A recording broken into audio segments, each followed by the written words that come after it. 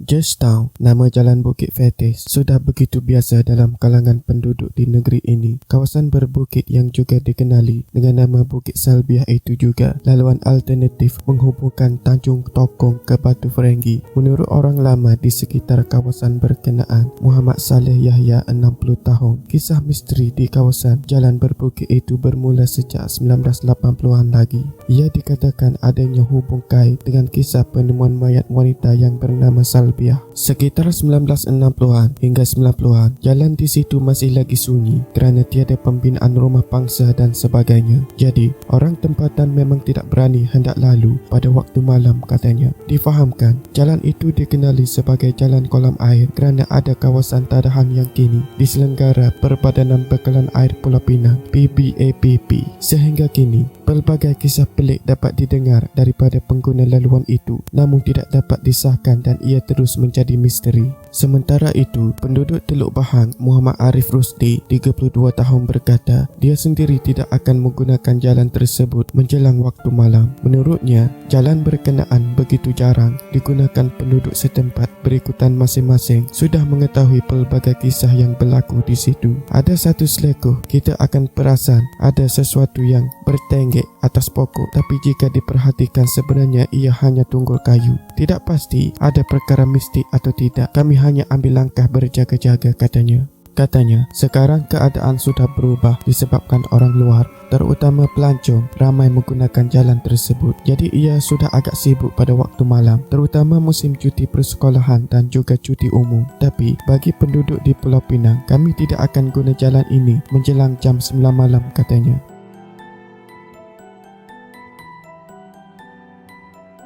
Kes ini cukup menggemparkan negara satu ketika dulu. Ia berlaku pada 15 November 1980. Ini kerana suspek kes itu adalah pegawai polis sendiri, Inspektor Sadri Abdul Samad, yang ketika itu baru berusia 24 tahun. Fail jenayah pendakwaan buktikan tertuduh kaki perempuan oleh Ismail Mat. Perbicaraan selama 20 hari di Mahkamah Tinggi Pulau Pinang mendedahkan betapa pembunuhan Salbiah dirancang dengan teliti oleh Sadri dalam usahanya melindungi kecurangan kepada tunangnya, Rubiah. Andainya mayat Salbiah tidak ditemui oleh sesiapa di lurah Jalan Lembah Permai itu, mungkin hari ini Sadri sudah menjadi seorang pegawai polis berkedudukan tinggi dalam kerjayanya. Namun takdir Allah Maha menentukan segala-galanya. Ibarat pepatah Inggris yang berbunyi, crime does it pay. Sadri akhirnya menerima pembalasan yang sewajarnya, iaitu hukuman gantung terhadap pembunuhan yang dilakukannya. Sebagai pegawai penyiasat polis, dia sepatutnya membawa penjenayah ke muka pengadilan dan bukan melakukan jenayah.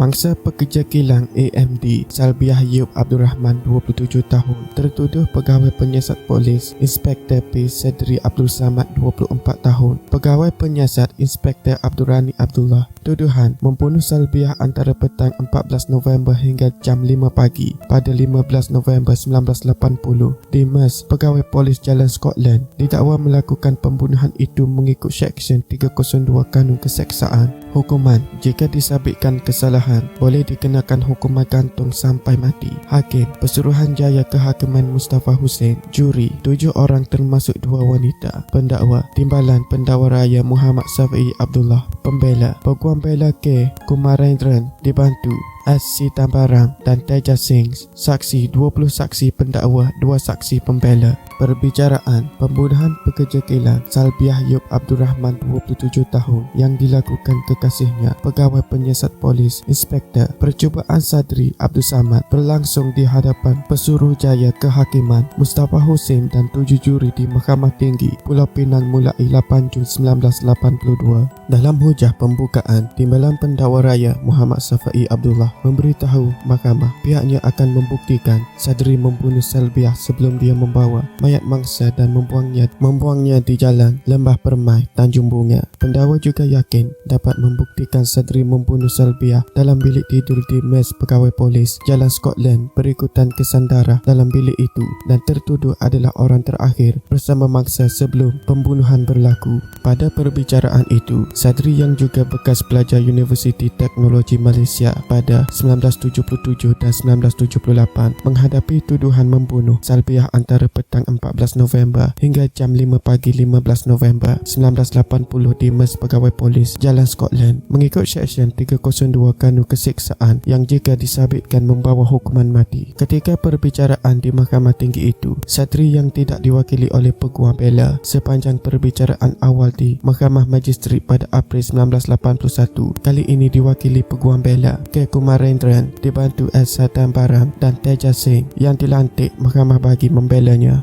Muhammad Safai berhujah Sadri yang bakal berkahwin dengan tunangnya Rubiah Tijan yang ketika itu berada di Melaka menyimpan Salbiah sebagai kekasih dan pasangan itu tinggal bersama di kediaman pegawai polis terbabit. Pendakwaan akan membuktikan tertuduh adalah kaki perempuan yang menggunakan wanita untuk memenuhi kepuasan dirinya sebelum mengabaikan mereka. Sadri terdesak apabila Rubiah mengirimkan telegram menyatakan akan melawatnya hujahnya. Prosiding perbicaraan bermula dengan seorang pembuat roti, Wan Tek Bong, 23 tahun, orang pertama menemui mayat Salbiah, dipanggil memberi keterangan mengenai penemuan itu sebelum disusuli pegawai penyiasat Inspektor Abdurrani Abdullah. Abdurrani memberitahu mahkamah yang Sadri mula dipanggil untuk temu bual bagi membantu siasatan mulai jam 11.45 malam pada 24 November 1980 selepas pihaknya mendapat maklumat mengenai hubungannya dengan Salbiah. Pihak pembela membantah keterangan yang diberikan Sadri kepada Abdurrani menyebabkan bicara dalam perbicaraan dijalankan. Kenyataan itu kemudian diterima sebagai keterangan dalam perbicaraan yang berlangsung. Hari kedua perbicaraan, pemaku DSP Muhammad Fuzi Saari yang bertanggungjawab merakam kenyataan beramaran Sadri dipanggil memberi keterangan. Permohonan pendakwa mengemukakan dokumen itu sebagai bahan bukti. Tidak dibantah pembela membolehkan ia diterima sebagai keterangan. Berdasarkan kenyataan beramaran yang mendedahkan hubungan asmara Sadri dengan Salbiah itu, antara kandungannya Sadri berkata dia terkejut apabila menemui mayat kekasihnya tergantung pada alang di bilik mandi penginapannya kerana tidak menyangka kejadian itu boleh berlaku.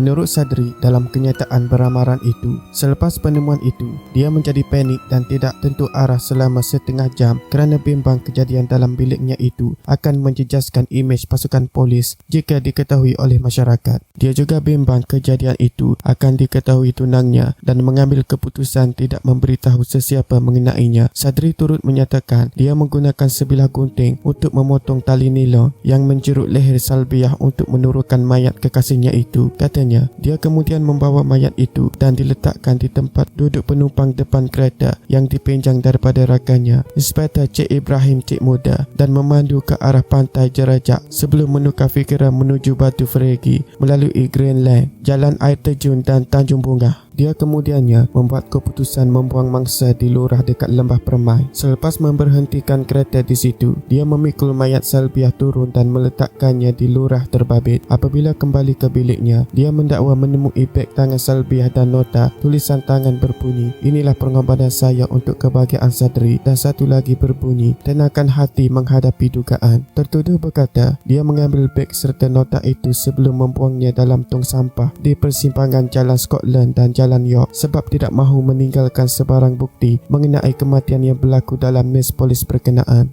Dalam kenyataan itu juga, Sadri menyatakan dia mengejutkan rakannya, Inspektor Samsudin, kira-kira jam 4.55 pagi pada 15 November sebelum kedua-duanya pergi ke Batu Werf berjumpa teman wanita masing-masing datang ke mes terbabit. Katanya pada awal hubungan dengan Salbiah, dia tidak pergi ke rumah wanita itu di Glugur. Sebaliknya, Salbiah menemuinya di Balai Polis Jelutong. Mulai Jun 1980, Sadri berpindah ke mes pegawai polis Jalan Scotland. Dia yang semakin rapat dengan Salbiah menjemput kekasihnya bermalam sambil melakukan hubungan seks di situ. Sadri mengakui walaupun Salbiah mahu dia menjadi suaminya, dia tidak dapat membuat keputusan kerana sudah mempunyai tunang. Menurut Sadri, kira-kira 2 bulan sebelum kematian, Salbiah memberitahunya yang dia mengandung dan malu jika keadaan itu diketahui oleh rakan-rakan. Bagaimanapun, menurutnya Salbiah bersetuju menggugurkan kandungannya. Dia berkata, kira-kira jam 11 malam pada 13 November 1980, Salbiah kelihatan sedih dan muram apabila mendapat tahu mengenai kunjungan Rubiah pada 15 November. Menurut Sadri, Salbiah kemudiannya membuat keputusan untuk pergi ke Ipoh kerana mendapat kerja baru di sana yang bermula 14 November. Sadri mendakwa itulah kali terakhir dia melihat kekasihnya itu. Menerusi kenyataan beramaran setebal 9 muka surat itu juga, Sadri mengakui dia bertunang dengan Rubiah pada 25 Disember 1979 dan dijangka berkahwin dalam tempoh 2 tahun. Katanya, dia yang bertugas di cawangan narkotik mulai Mei 1980 mengenali Salbiah menerusi Zaini Suparwi yang juga teman wanita Cik Ibrahim. Cik Ibrahim yang mengenali Sadri sejak mereka menjalani latihan memasuki polis di Depoh Polis Kuala Lumpur pada 1979. Dalam keterangannya di mahkamah itu juga menyatakan Sadri turut mempunyai teman wanita lain ketika mempunyai hubungan dengan Salbiah. Katanya, dia mengetahui yang selama ini Sadri dan Salbiah mempunyai hubungan yang intim, tetapi baru mengetahui mengenai tunang Sadri iaitu Rubiah selepas 17 November. Segala kenyataan beramaran yang dirakamkan daripada Sadri itu mula menunjukkan pelbagai percanggahan apabila saksi-saksi lain dikemukakan oleh pihak pendakwa. Abdurrani dalam keterangannya berkata pasukan polis tidak menjumpai tali plastik yang didakwa digunakan oleh Salbiah untuk menggantung diri dan dicampak oleh Sadri di sebelah mayatnya. Polis berusaha mencari tali itu dengan kehadiran Sadri menunjukkan lokasinya tetapi tidak ditemui. Menurut Abdurrani, Sadri juga membawa polis ke bilik kediamannya untuk menunjukkan lokasi mayat Salbiah dijumpai tergantung. Dia turut menunjukkan sebilah gunting yang digunanya untuk memotong tali yang menjerut leher Salbiah dan beberapa paku yang didakwa mungkin digunakan Salbiah. Ahli kimia Hong Seng Hong dalam keterangannya pula menyatakan adalah mustahil untuk tubuh manusia seberat lebih 45 kg boleh tergantung pada paku yang patah pada alang dalam bilik air berkenaan. Katanya, ujian yang dijalankan mendapati paku terbabit patah akibat ketukan biasa dan membengkok dan bukannya akibat menggantungkan objek seberat 45 kg. Menurutnya, kajian yang dilakukan mendapati paku yang diketuk pada alang terbabit tidak berupaya menahan beban dan menjadi bengkok serta-merta sebaik diletakkan beban seguni pasir seberat 45 kg. Ujian itu membabitkan penggunaan 3 batang paku sepanjang 5 cm setiap satu dengan ketebalan 2.7 mm. Kayu pada alang itu juga keras dan memerlukan kekuatan untuk memakunya. Ketika dia memaku kira-kira 2 cm, Muhammad Syafi'i bertanya, kalau seseorang mendakwa tubuh manusia seberat 45 kg atau lebih tergantung pada paku di alang itu, apa reaksi awak terhadap dakwaan itu? Hong menjawab, daripada ujian yang saya lakukan, ianya tidak boleh berlaku. Ia tidak. Akhir sekali perbicaraan, Sadri didapati bersalah dan mahkamah berpendapat teori bunuh diri itu hanya helah Sadri untuk mengelak daripada tuduhan membunuh tersebut. Sadri akhirnya digantung sampai mati pada tahun 1984. Menariknya kes ini sampai ke sudah tiada saksi yang boleh dikaitkan dengan pembunuhan tersebut. Tali yang dikatakan menjerut leher Salbiah juga sampai ke sudah tidak ditemui. Mahkamah hanya menjatuhkan hukuman itu berdasarkan circumstantial evidence, bukti situasi dan keterangan postmortem yang mengatakan Salbiah mati disebabkan strangulation and not hanging. Berbalik kepada Fauzi, beliau mengatakan yang sampai saat akhir pun Sadri masih tak mengaku membunuh Salbiah. Dia tetap mengatakan yang Salbiah sendiri yang membunuh diri. Itulah serba sedikit mengenai kes pembunuhan Salbiah ini. Perbicaraan selama 20 hari di Mahkamah Tinggi Pulau Pinang itu mendedahkan betapa pembunuhan Salbiah dirancang dengan teliti oleh Sadri dalam usahanya melindungi kecurangannya kepada tunangnya Rubiah. Andainya mayat Salbiah tidak ditemui oleh sesiapa di lurah Jalan Lembah Permai itu, mungkin hari ini Sadri sudah menjadi seorang pegawai polis berkedudukan tinggi dalam kerjayanya. Namun, takdir Allah Maha menentukan segala-galanya. Ibarat pepatah Inggris yang berbunyi crime does it pay.